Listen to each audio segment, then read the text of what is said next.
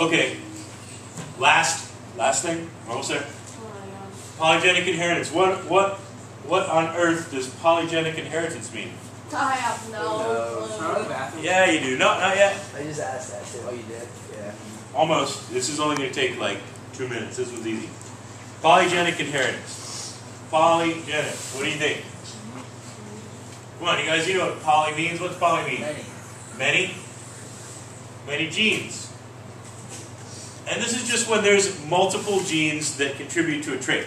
Let me show you something. This is the human genome.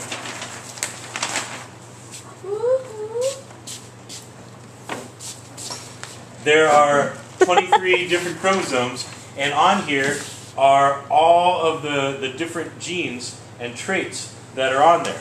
I see 22. Like all sorts of things I've never even heard of. Well, here's adrenoleukodystrophy. That's if you've ever seen a movie called Lorenzo's Oil. That's about adrenoleukodystrophy. Yeah. All sorts of different conditions that people can get. Hippo-Lindau syndrome.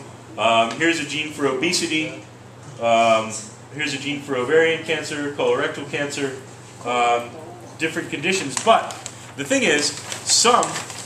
Put your phone away, please, Keegan. Yep. Thank you. Some traits, like, let's talk about size, height. Some traits are controlled by multiple genes. Like maybe there's a gene here, and a gene here, and a gene on multiple different chromosomes that contributes to how tall you are. So it's not just like people are either tall or short, and if you're tall, you're this height, and if you're short, you're this height. There's, everything from being 4 feet tall, basically, or much, much less if you really are oddly short, to being hugely tall. Well, I mean, people under 4 feet tall, you got to say that's like way out of the norm.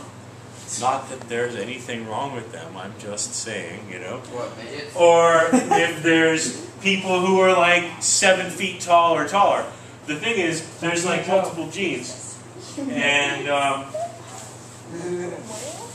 if like let's say that there were 6 different genes, A, B, C, D.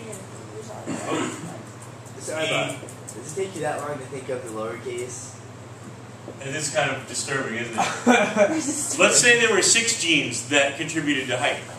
Think about all the different combinations you could have if they were all on different chromosomes, and they could all be, let's say this was the tall and this was the short version of each one. There'd be so many. That's why you see so much variation. Polygenic traits are like skin color, height, things like that. And so there's all sorts of different combinations you could have. Like a really tall person might have all of those, and a really short person might have all of those, but chances are you've got some sort of mixture.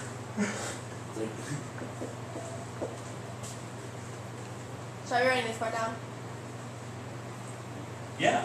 Gosh, I'm so tired. So like this might be a moderately tall person. Like this person might be 6'7". This person might be 4'2".